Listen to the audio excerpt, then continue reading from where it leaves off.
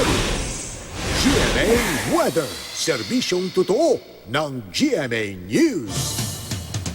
Bukas na po lalabas ng Philippine Area of Responsibility ang bagyong Sara. Alamin natin ang latest sa lagay ng panahon mula kay GMA resident meteorologist Nathaniel Cruz.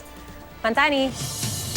Salamat, Maris. Mga kapuso, namataan sa layong 530 kilometers northeast ng Basco, Batanes ang sentro ng Tropical Storm Sara.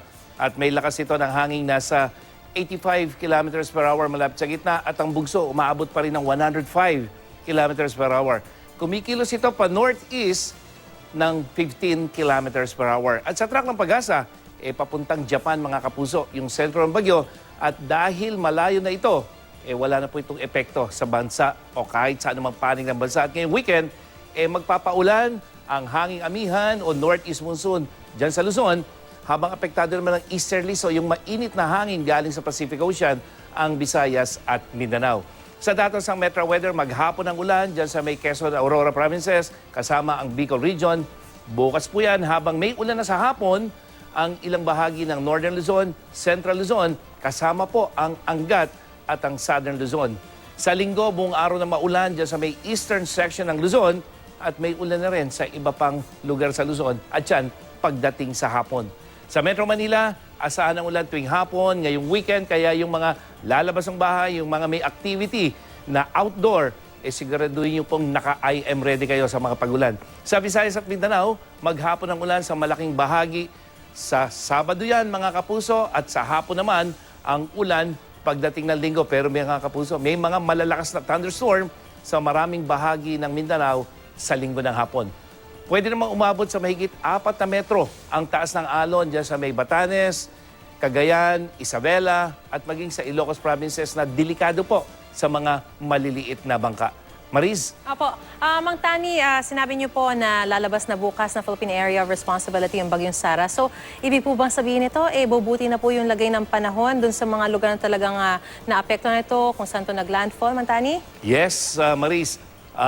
Halos wala na silang inaasahan yung mga sunod-sunod na malalakas sa pag-ulan, ha? Hindi tulad nung naranasan nila mga nakarang araw. Pero siyempre, may mga pag-ulan pa rin na maranasan dun sa Cagayan, sa Isabela. Pero mababawasan na yung matitinding pag-ulan kasi meron pa tayong inaasahan na mga hanggang katamtamang ulan. Pero yung mga katamtaman na yan, malamang hindi na makapagdulot ng mga matitinding pagbaha. Pero maging IM ready pa rin sila dahil may mga pag-ulan pa rin inaasahan, pero yun nga, mababawasan yung lakas, Maris. Para ma-differentiate lang natin, Mang Tani, di ba? Kasi kapag halimbawa, minsan, kapag lumabas na sa Philippine Area of Responsibility ang isang bagyo, pero pag may habagat pa, parang hinihila pa noon, kumbaga parang nagpapaulan pa rin. Pero ito, kapag amihan na ang umiiral sa ating bansa, ano ba ang epekto nito, Mang Tani?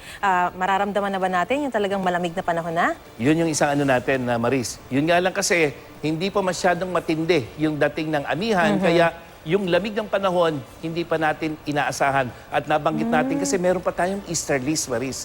Kung sana wala itong easterlies at puro amihan yan, yun. Asahan na natin yung unti-unting paglamig ng panahon. Pero dahil may easterlies ka pa, halo pa yung mainit na temperatura, kaya hindi pa natin mararamdaman. Pero huwag kang mag-alala sa mga pag ito hindi sinundan ng panibagong Bagyo Maris, lalakas yung ating amihan at doon na natin mararamdaman yung unti-unting paglamig ng temperatura, lalong-lalo na dito sa Luzon, Maris. Yung po kasi, Mang Tani, ang inaabangan ng marami, yung malamig na panahon na, kasi Burr months na November na, malapit na mag-December, di ba, Mang Tani? Pero in the meantime, yung mga pag-uulan na binabanggit nyo po, na sinabi nyo na asahan pa rin yung mga pag-uulan, kahit pa paano ba makakatulong sa Angat Dam po yan para tumaas ang level ng tubig dito? Kasi yun po talaga, kahit na paulit-ulit natin tinatanong, yun yung inaasahan ng marami na kahit pa paano sana ay tumaas yung level ng tubig sa Angat Dam. Ay nako, Maris, isa ako sa nag-aabang yan. Kasi apektado tayong lahat ng taga Metro Manila.